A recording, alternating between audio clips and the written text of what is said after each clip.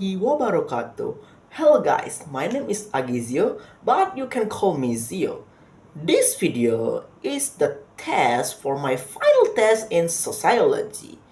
And the material that I will told you in this video was about the culture in sociology. Okay, so in sociology, the culture is the way of the life in society. It includes the values, the norms, the beliefs, and the art. So that's why the culture was passed down from one generation to the next generation. And do you know there is a form of this culture in Indonesia that's passed down one generation into the next generation? And that's traditional dance. That and did you know traditional dance is not only about the body movement, it also about the meanings, about the history of community. Okay, so that's the reason why traditional dance in this sociology or in this culture of sociology was passed down through the families to the family community, or the in or we also can see this society was passed down in a traditional ceremony. Okay, now how is it developed in our society, especially in this Indonesia today? So there is a two side of my opinion. Okay, so the first side, let's say the negatively side, our young generation right now in today Indonesia was not really interested in our traditional dance anymore, because our modernization in globalization makes our young generation prefer to the modern dance or the popular culture in social media. And there is a other side, let's say the positively side. And the positively side was there is still a lot of people, the young generation, still a lot of young generation still make our culture, which is the traditional dance, still exists in these modern times.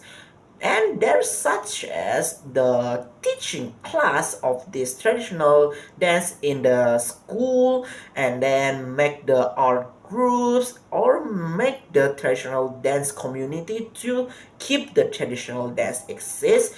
And the last but not least is promote our traditional dance in social media, so it will keep exist in our society, but it still have to adapt to the modern times. Okay guys, for the examples, I got the two examples for this relevant.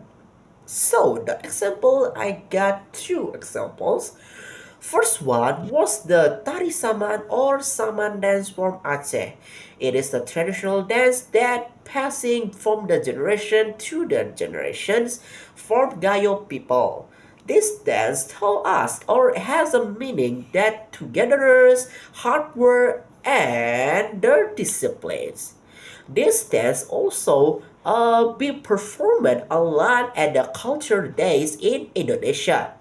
Second one was the tari piring or the pelet dance from the West Sumatra. This dance is from the Minangkabau people that already passing from the generation to the next generations. This dance is performing at the traditional ceremonies and the welcoming event. Why? Because this traditional dance tell us about the gratitude to our community, gratitude to our God, and to tell us the hard work in this traditional dance. So we already talked about the culture of traditional dance. And do you guys ever think that is our traditional dance culture in this Indonesia was closely connected with our law in Indonesia? Let me tell you something. our culture in this Indonesia, like the traditional dance, was closely related by law. So our Indonesian government was protected our culture through the law, such as the law culture advancement. Okay, so our law protect us or help us to not be claimed by another countries is the first. Second was preserve culture heritage, and the last was support our culture in the education programs. So, because of the law, traditional dance has officially protected by law, and it can be passed down through the next or the future generation. So guys, after the discuss about the traditional dance, we got a real problem in this culture. What is the problem? So the problem is at the young generation like us. A lot of our young generation may lose their interest to the traditional dance because a lot of them think that traditional dance was old fashioned and not be interesting anymore.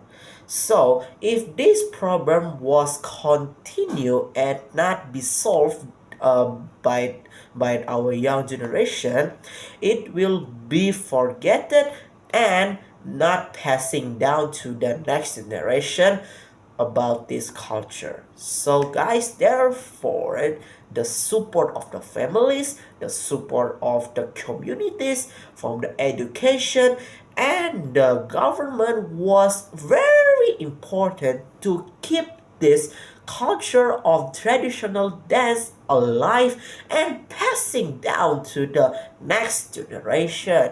Okay guys, so after a lot of discussion, we already now step into the conclusion. What is it the conclusion? From my opinion, the conclusion was our traditional dance was just not the culture heritage.